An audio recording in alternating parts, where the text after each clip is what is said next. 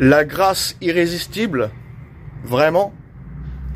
Les calvinistes enseignent un des 5 points de leur doctrine, qui est la grâce irrésistible, qui est le 4e point. D'ailleurs, qu'ils appellent ces points-là les doctrines de la grâce. Moi, je les renommerais plutôt les doctrines de la crasse. Et donc, ils disent voilà que si Dieu appelle, son appel est efficace. On peut pas résister à ceux qui sont élus, justement, donc ceux qui sont destinés à être sauvés. Comme ils disent que Dieu, avant la fondation du monde, avait décidé ceux qui seraient sauvés et ceux qui ne seraient pas sauvés. Et donc, il aurait destiné certains pour l'enfer, certains pour le ciel. Je l'ai assez expliqué dans des vidéos auparavant. Et pour eux, si quelqu'un est appelé, il va forcément croire. Ok. Et d'ailleurs, on va justement voir que c'est faux, même dans un des versets qu'ils utilisent pour dire que Jésus-Christ n'est pas mort pour tous les hommes. C'est Matthieu, c'est le verset 14 de Matthieu 22, car il y a beaucoup d'appelés, mais peu d'élus. Et donc après, on va débunker sur le fait que ce verset ne veut pas dire que Jésus est mort pour que certaines personnes, mais qu'il est mort pour tous les hommes. Ok. Mais donc ce verset déjà contredit leur 4e point qui est la grâce irrésistible, parce que comme il est écrit, il y a beaucoup d'appelés mais peu d'élus. Donc où est la logique là, si la grâce est irrésistible? Si son appel est efficace à 100%, la personne va forcément croire. Pourquoi il dit il y a peu d'élus? Donc parmi ceux qui sont appelés, c'est-à-dire eux ils considèrent que pas tous sont appelés, mais on va dire voilà, parmi ces appelés, ok, pourquoi il y en a peu d'élus si la grâce est irrésistible? Vous comprenez le truc? Je veux dire, en fait, les calvinos, ils font pas de la théologie, ils font de la théo-illogique, ok?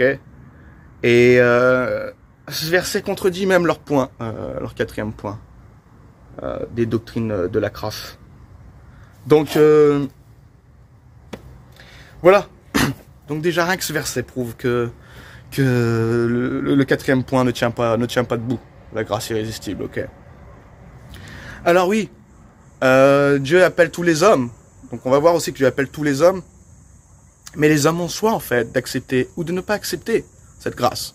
Ils ont le choix de recevoir, ok, le don de la vie éternelle par la foi en Jésus-Christ ou la refuser. Ok, refuser la vie éternelle. Refuser de croire au Seigneur Jésus.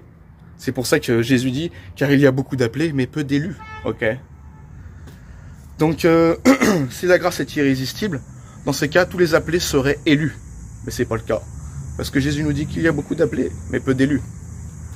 Et donc maintenant, nous allons voir aussi que beaucoup, en fait, veut dire tous les hommes. C'est un style littéraire. C'est une litote. Par exemple, je dois avoir la définition, là, je l'avais noté tout à l'heure, de la litote. C'est une figure de rhétorique qui consiste à atténuer l'expression de sa pensée. Par exemple, on peut dire ce n'est pas mauvais pour dire c'est très bon. Ok. C'est comme si par exemple je disais aussi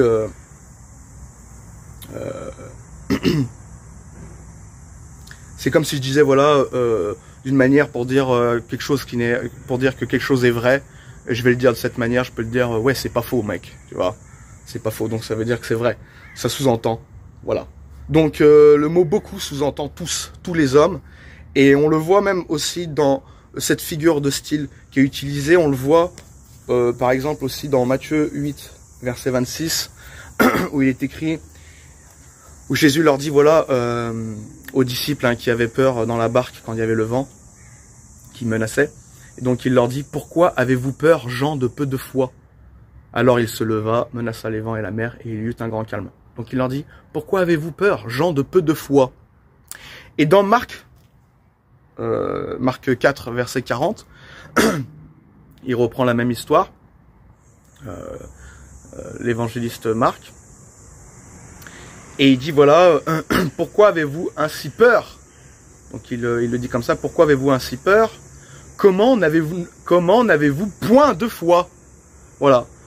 Donc en fait, quand Jésus dit dans Matthieu 8, verset 26, « Pourquoi avez-vous peur, gens de peu de foi ?» En gros, il leur dit, comme Marc 4, verset 40 le dit, « Comment n'avez-vous point de foi ?» En fait, c'est pour dire, voilà, pourquoi vous n'avez pas eu la foi, en fait. C'est ça qu'il dit. Pourquoi vous n'avez pas eu la foi, vous avez pas eu confiance que le vent s'estomperait, que vous avez le Fils de Dieu dans la barque, ok, et qui pouvait à tout moment l'arrêter, et vous avez eu peur, ok. Donc ils n'avaient pas eu la foi sur ce moment-là. Donc voilà, c'est un style rhétorique, voilà, c'est une figure rhétorique pour dire peu de foi, ben en fait revient à dire point de foi par rapport, voilà, Jésus leur reproche qu'ils n'avaient pas de foi à ce moment-là, pendant cette menace, pendant que les vents menaçaient et la mer aussi était excitée et donc agitée. Et donc qu'est-ce que j'allais dire encore? Voilà, quand il est écrit car il y a beaucoup d'appelés mais peu d'élus, ça veut dire en gros que c'est pour dire une quantité faramineuse, on est beaucoup d'hommes, ok. L'humanité est nombreuse, c'est ce que je vais essayer d'expliquer, mais je vais le faire dans l'ordre là parce que je me perds avec mes notes. Donc voilà, je vais l'expliquer comme ça. Par exemple aussi dans Matthieu 20, verset 28, il est écrit « C'est ainsi que le Fils de l'homme est venu, non pour être servi, mais pour servir et donner sa vie comme la rançon de plusieurs. » Okay. Il n'est pas en train de dire qu'il a donné sa vie comme la rançon pour quelques-uns, mais il est en train de dire en fait donner sa vie comme la rançon de plusieurs, parce que c'est une quantité faramineuse l'humanité. Okay. C'est pour dire en fait qu'il est venu racheter quelque chose de gros, de grand, d'innombrable. Et c'est dans ce sens-là que le mot adjectif, l'adjectif plusieurs prend la définition. Okay. C'est pareil quand il est écrit dans Ésaïe 53, verset 12. « C'est pourquoi je lui donnerai sa part avec les grands, il partagera le butin avec les puissants, parce qu'il s'est livré lui-même à la mort, et qu'il a été mis au nombre des malfaiteurs, parce qu'il a porté les péchés, de beaucoup d'hommes, et qu'il a intercédé pour les coupables. » Donc il dit voilà, qu'il a porté les péchés de beaucoup d'hommes. C'est-à-dire qu'en fait, la définition n'est pas qu'il est mort pour que quelques hommes, qu'il est mort pour des péchés de quelques hommes. Non, la définition c'est qu'en fait, pour dire qu'il est mort pour énormément de monde, que c'est incommensurable, c'est comment dire, c'est j'ai pas le terme pour dire que c'est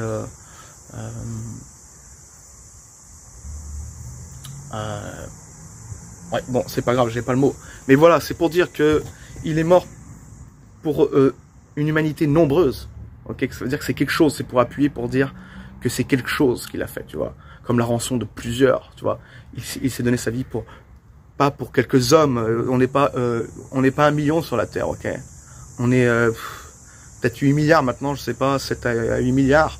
Et je veux dire, dans cette génération, et toutes les générations qui sont passées avant, Jésus est mort pour énormément de monde. C'est dans ce sens-là que le mot plusieurs prend le sens. C'est pour dire que c'est énorme, tu vois, comme la rançon de plusieurs, ok, que son sacrifice a été pour quelque chose pour quelque chose d'important, voilà, que ce n'était pas juste pour quelques hommes. Même si ça aurait été pour quelques hommes, même s'il y avait peu de monde dans cette humanité, il serait mort aussi pour eux. Mais ce que je veux dire, c'est que Dieu montre en fait la puissance. Jésus est vraiment mort pour les péchés de chacun des hommes, et qu'on est énorme, on est comme le sable de la terre, ok. On est innombrable comme le sable de la terre, et c'est pour dire, voilà, c'est pour appuyer, c'est un adjectif pour dire voilà que c'est de la portée, c'est quantitatif, c'est important, ok, c'est énorme. Vous m'avez compris? Et donc voilà, je veux dire que Christ a donné sa vie pour l'humanité, une humanité qui est nombreuse. C'est dans ce sens-là que l'adjectif plusieurs se définit. Jésus est venu mourir pour une humanité nombreuse.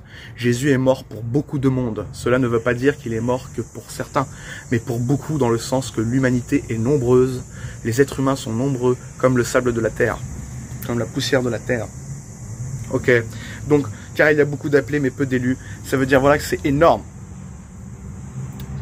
Il est mort pour énormément de gens. Énormément de gens, ça ne veut pas dire qu'il est mort que pour certaines personnes. C'est pour dire qu'il est mort pour une quantité faramineuse d'hommes, c'est-à-dire tous les hommes. Voilà, l'accent est mis sur le fait que Jésus est mort pas pour vraiment pour quelques hommes, il est mort pour toute l'humanité. C'est dans ce sens-là qu'il dit que c'est beaucoup d'hommes, que c'est plusieurs. Voilà. Vous m'avez capté, vous avez compris l'esprit du texte, de ces versets. Et donc de toute façon, il y a des tonnes de versets où, comme je l'ai déjà dit dans des vidéos précédentes, comme l'élection inconditionnelle est une fraude. J'ai cité des dizaines de versets où il était bien mis clairement écrit, qui était bien écrit clairement qu'il est mort pour tous les hommes, hein. Comme par exemple, par la grâce de Dieu, il souffrit la mort pour tous. Ok, tous, c'est TOUS. Voilà aussi, il est écrit que Dieu veut que tous les hommes soient sauvés et parviennent à la connaissance de la vérité, donc il veut qu'ils soient tous sauvés, donc il est mort pour tous les hommes. Ok, il y a plein de versets comme ça. Donc, les Calvinos, faut arrêter d'en fait de...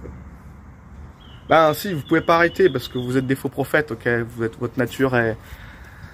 Vous avez pour père le diable et donc vous êtes des menteurs et vous ne pouvez pas dire la vérité, vous ne pourrez que mentir parce que vous êtes livrés au mensonge, vous êtes livrés au mal, vous êtes réprouvés.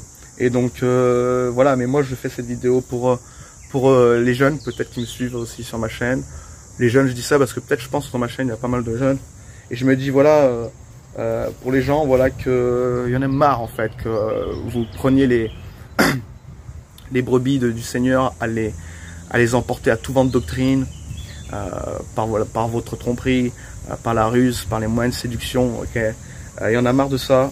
Vous les prenez comme des balles de ping-pong, ok.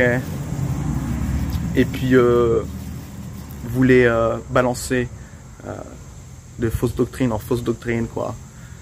Et voilà, moi je suis là aussi pour dénoncer vos hérésies. Et donc, qu'est-ce que j'allais dire encore? Aussi, ils vont utiliser par exemple, pour dire que la grâce est irrésistible, donc comme on l'a vu déjà, juste un des versets qu'ils utilisent, verset 14 de Matthieu 22, déjà ce verset prouve que ce qu'ils disent est faux, parce que il y a beaucoup d'appelés mais peu d'élus. Donc si la grâce est irrésistible, les appelés seraient forcément élus. Donc les appelés, c'est ceux qu'il y en a qui ont rejeté. Donc nous avons le libre arbitre justement. Il y en a qui ont rejeté et il y en a qui ont dit oui, ok, qui ont accepté de croire au Seigneur. Donc voilà, la grâce n'est pas irrésistible. Et donc il y en a, ils vont sortir par exemple Ésaïe 55, verset 11. « Ainsi en est-il de ma parole qui sort de ma bouche. Elle ne retourne point à moi sans effet, sans avoir exécuté ma volonté et accompli mes desseins. » Et donc il y a des gens qui vont dire « Ouais, t'as vu, regarde, elle ne retourne point, la parole de Dieu ne retourne point à lui sans effet, sans avoir exécuté sa volonté et accompli ses desseins. » Donc ils vont dire « Voilà, si Dieu appelle quelqu'un, il va forcément croire. » Non. Parce qu'en réalité, quand il dit « Elle ne retourne point à moi sans effet », forcément la parole de Dieu fait effet. Mais elle peut faire mauvais effet. C'est-à-dire que soit tu tombes sous le jugement de Dieu, donc sous la colère de Dieu, soit tu deviens sauvé. Donc c'est dans ce sens-là qu'elle a un effet. Même si la personne rejette l'évangile, elle a quand même un effet. La parole de Dieu la condamne. Ok. Condamne cette personne qui n'a pas cru. Et d'ailleurs, c'est ce que Jésus dit dans Jean 12, versets 47 et 48. « Si quelqu'un entend mes paroles et ne les garde point, ce n'est pas moi qui le juge, car je suis venu non pour juger le monde, mais pour sauver le monde. Celui qui me rejette et qui ne reçoit pas mes paroles a son juge. La parole que j'ai annoncée, c'est elle qui le jugera au dernier jour. » Donc voilà, la parole de Dieu, elle sauve les hommes comme elle peut les rejeter, les réprouver, les maudire, si elle rejette la parole du Seigneur, qui est, voilà, s'ils n'acceptent pas, s'ils rejettent la parole et qu'ils ne la reçoivent pas, et ben la parole de Dieu va la juger à la fin des temps. Ok, la parole que j'ai annoncée, c'est elle qui le jugera au dernier jour. Donc voilà, celui qui croit au Fils a la vie éternelle, celui qui ne croit pas au Fils ne verra point la vie, mais la colère de Dieu demeure sur lui. Donc voilà, tous des versets qui prouvent que la grâce n'est pas irrésistible. Et puis comme on l'a vu tout à l'heure, les adjectifs employés dans leur contexte ont une définition comme beaucoup ou plusieurs veulent dire en fait que Jésus est mort pour une quantité faramineuse d'hommes, parce que l'humanité est nombreuse. Donc il est mort pour tous les hommes, et on constate que l'humanité est nombreuse, et donc pour ça qu'on dit qu'il est mort pour beaucoup de personnes, il est mort pour plusieurs personnes. C'est-à-dire que c'est vraiment quantitatif, c'est énorme. Voilà, c'est pour appuyer sur ce fait-là, que l'œuvre de Christ à la croix, sa mort, il a payé pour les péchés de chacun, vous imaginez, et donc les péchés de toute l'humanité, donc d'innombrables personnes, donc énormément de personnes, ça fait un gros paquet de personnes pour chaque génération, ok, c'est incroyable quoi. Donc même la Bible a le soin de nous dire à tel point c'est puissant ce qu'il a fait, qu'il est mort pour toute l'humanité, qui est une humanité très nombreuse, que c'est vraiment redoutable, comment dire, pas redoutable, le terme je le cherchais tout à l'heure mais j'arrive pas à le retrouver, c'est considérable, voilà, considérable, c'est pour dire que c'est considérable, son œuvre est considérable, il est mort pour une humanité nombreuse, donc pour plusieurs, pour beaucoup, c'est considérable, voilà ce que ça veut dire. Ok mes amis, donc voilà, pour terminer, je voulais aussi relever le ridicule de ces calvinistes qui dénoncent des faux prophètes comme qui dénoncent les hérésies du catholicisme ou du pentecôtisme et qui dénoncent ces loups comme frère Paul Adrien et compagnie, tout ça, les pères Hervé Marie et j'en passe, et qui eux-mêmes sont des faux prophètes quoi. C'est ça qui est quand même assez marrant parce que c'est comme si en fait c'est Satan qui dénonce Lucifer, tu vois. Et donc ces gens, tu vois, ils feignent être des vrais prophètes en dénonçant des faux prophètes, mais en réalité ces gens eux-mêmes sont des loups, sont des faux prophètes parce qu'ils croient à des hérésies de damnation et qui enseignent des hérésies, voilà, qui damnent comme l'élection inconditionnelle, la prédestination, comme aussi le fait que Jésus n'est pas mort pour tous les hommes. Ce sont des hérésies de damnation, ok. Un enfant de Dieu ne peut pas croire cela en son cœur. Et donc, ces gens, et puis aussi, ils disent croire au salut par la foi seule, mais en réalité, ils croient à un salut par les œuvres, parce que la persévérance des saints pour eux, si quelqu'un est vraiment sauvé, il va forcément, comment dire, persévérer dans une vie de sainteté pratique, etc. Même s'ils veulent te le tourner, hein, toujours à chaque fois, ils veulent toujours botter en touche, ces gens, mais c'est ce qu'ils enseignent réellement. Et donc ce qui me fait rire, voilà, c'est que moi je trouve ça bien, oui, que on dénonce voilà, le catholicisme, le pentecôtisme, les adventistes, les témoins de Jéhovah, les mormons, les judaïsants, les antitrinitaires, etc. Ok, il y a un paquet de fausses doctrines, il y a un paquet de loups sur internet. De toute façon il y a pratiquement que de ça hein, sur internet. Moi honnêtement je vous le dis, voilà, j'en connais pas énormément de vrais qui prêchent vraiment toutes les doctrines fondamentales. Je peux connaître une seule chaîne et après sinon c'est les Américains, là, les pasteurs Anderson, les pasteurs Shelley, etc. Tommy McMurtry et compagnie. Mais en France, je veux dire, il n'y a rien, ok. Et donc ce qui est marrant, voilà, ces gens dénoncent, voilà, ces hérésies. Moi, je suis d'accord, qui dénoncent ceux qui ne croient pas en la Trinité, ceux qui sont des qui croient en des fausses doctrines comme le catholicisme, le purgatoire, les sacrements, le salut par les œuvres, etc. Ça, je suis tout à fait d'accord. Mais ce qui est drôle, c'est qu'en fait, eux-mêmes croient à des hérésies. Et donc, ils se font passer pour des vrais prophètes et les gens se font séduire parce qu'ils dénoncent des fausses doctrines assez évidentes. Et pour vous amener, donc les calvinos en particulier, pour vous amener à embrasser les doctrines de la crasse, ok, de la crasse, ok, c'est pas de la grâce, c'est de la crasse, ok. Et donc c'est vraiment drôle quoi. Et enfin c'est ridicule. Et c'est voilà, ça me fait rire. Et même en Jésus seul apparemment, tu vois, bon bah voilà, qui s'est calvinisé, est sûrement un faux prophète. Peut-être qu'il se repentira, et ça se trouve que finalement il se révélera pas comme étant un faux prophète. J'espère qu'il se repentira, mais j'ai du mal à croire cela. Je pense que ça soit un faux prophète, parce que même il y a une abonnée récemment qui m'a envoyé un commentaire et qui avait justement, qui m'avait dit dans ce commentaire qu'elle avait envoyé elle avait posé la question à Hugo de la chaîne En Jésus Seul en lui demandant si il croyait que Jésus est mort que pour certains hommes, ok, qu'il est mort que pour les élus, qu'il n'est pas mort pour tous les hommes, ok. Et elle lui avait répondu que oui, Jésus n'est pas mort pour tous les hommes, qu'il est mort simplement pour les élus, quoi, que son sang a été versé que pour les élus, que pour ceux qui allaient croire, quoi, tu vois.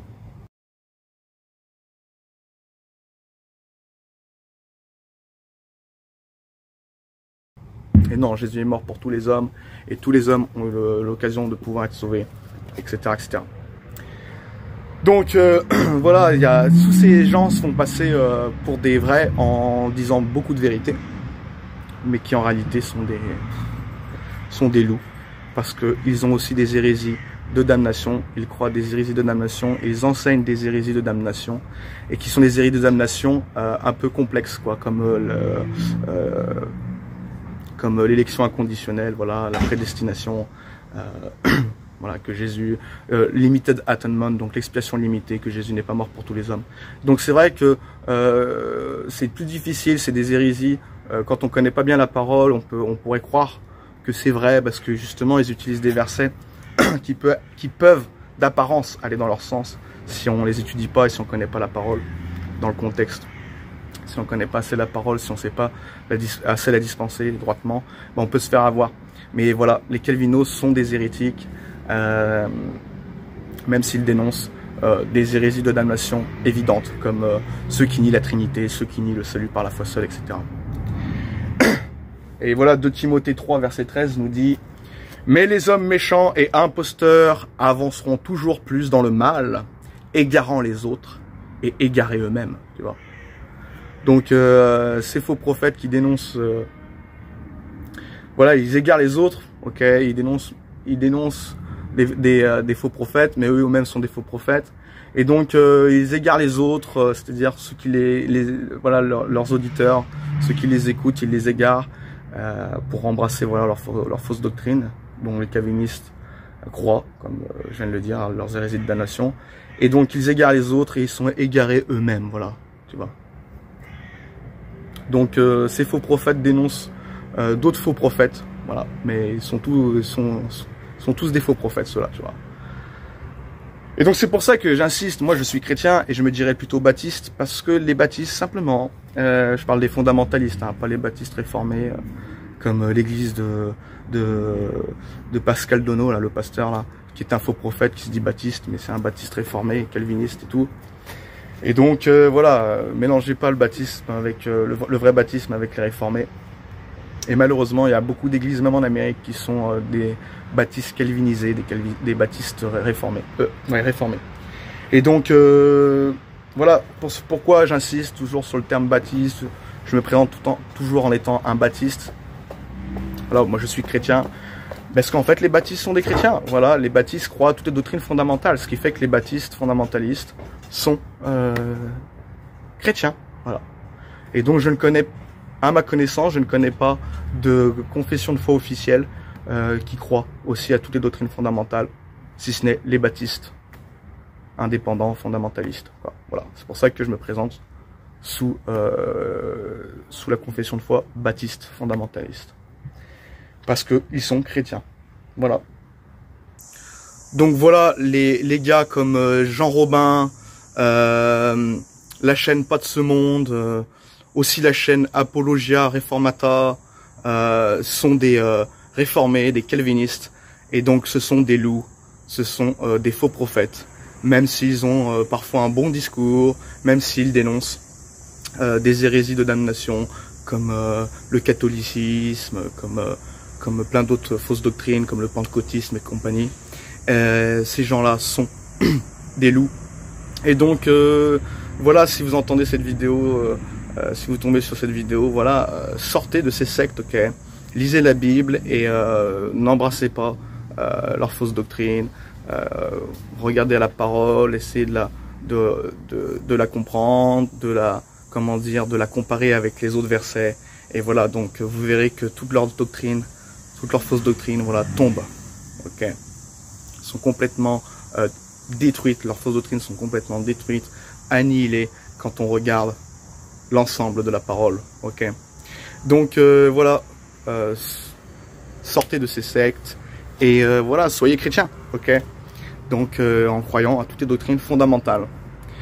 Donc voilà les amis, je vous laisse. Je vais peut-être repartir à faire des vidéos peut-être plus quotidiennement.